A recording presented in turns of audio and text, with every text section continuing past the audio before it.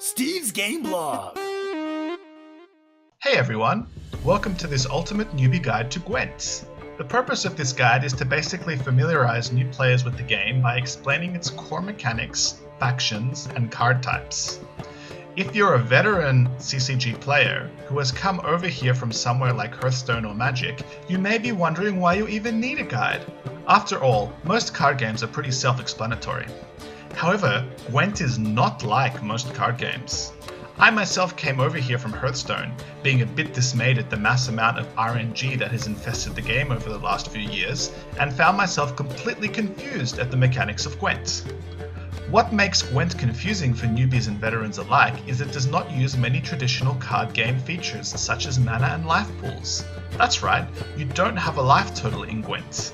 Instead, players must win the best 2 out of 3 rounds to win a game, with the winner of each round being determined by the player who has the highest strength value at the end of the round. Confused already? When you first start up the game, it will throw you into a tutorial, which will explain a lot of the basics, but is unfortunately a little bit out of date. It's still worth playing through, but this guide aims to complement that with some additional information. Let's just jump into a new game to show you how things work. There are 5 factions in Gwent, each with 3 leader cards. Factions have their own set of unique cards, not unlike Hearthstone classes, and leaders have a unique, powerful once-a-game ability. At first, you'll only have 1 leader per faction unlocked. Let's go with the Northern Realms deck and full test for this game, using the starter deck. Here's another shake-up from a traditional card game. In Gwent, you'll be dealt 10 cards in your starting hand. You'll be able to mulligan 3 of these cards, but bear in mind Gwent utilizes a technique called blacklisting. Basically, any card that you mulligan cannot be redrawn in the same mulligan phase. Ever hate mulliganing a card in Hearthstone only to draw the second copy of the same card from your deck? In Gwent, this never happens. You also don't have to mulligan all 3 cards. Once you and your opponent have mulliganed, the game starts. A coin is flipped to determine the first player. There are 2 main types of card, units and specials. Units are your basic troops which determine your strength value, and special cards are basically spells that affect the battlefield.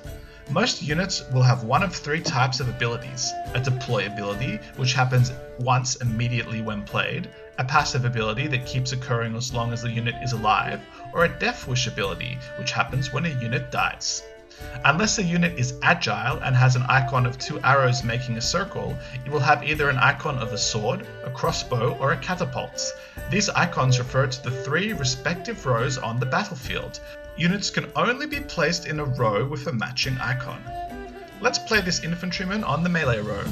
You'll notice that my strength total increased to 8, the strength value of the unit. His deploy ability is to gain armor, which while not having an effect on my strength total, does protect him from damage. You'll notice that my turn is immediately over.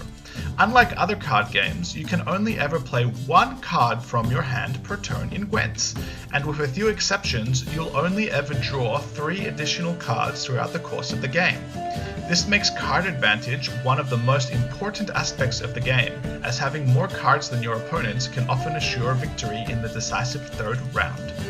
Cards are also broken down into 3 types of rarities. The card we just played was a bronze card, the lowest rarity.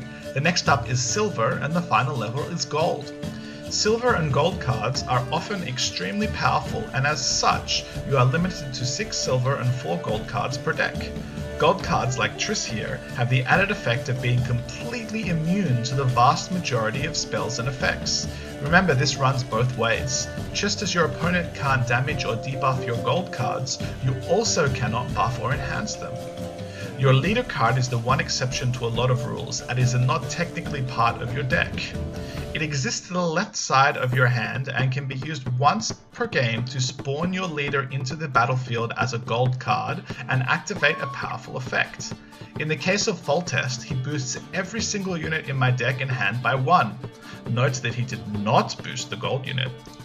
Special cards are basically split into 4 main types: damage or debuffs, buffs, tutor cards, and weather. Damage and debuff cards are pretty self-explanatory. They either damage or weaken an enemy unit.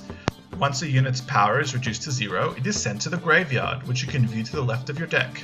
Buff cards either boost or strengthen your own units, tutor cards pull a specific card from your deck or graveyard, and weather cards apply a persistent weather effect on the board.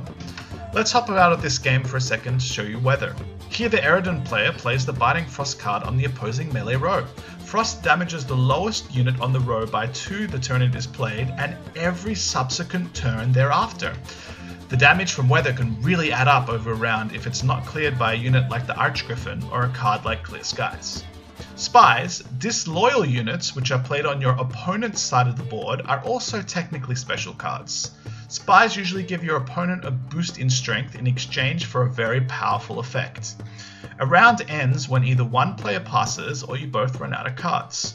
Knowing when to pass is a really big part of Gwent, but the general rule of thumb is you should pass when you are winning or losing the round by a considerable margin, which is usually more than 15 points.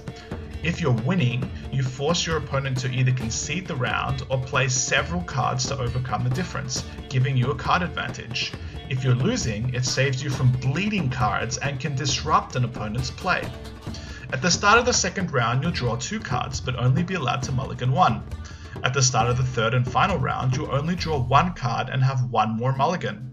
As the third round plays out until both players are completely out of cards, you can see why card advantage is such a big deal. And that's basically it. There are a bunch of advanced keywords and plenty of additional strategies, but the basic gist of Gwent is try to either win the second or first round while maintaining a card advantage, and then blow everything to finish your opponent off in the third and final round. Tune in next time when we cover deck building and card collections.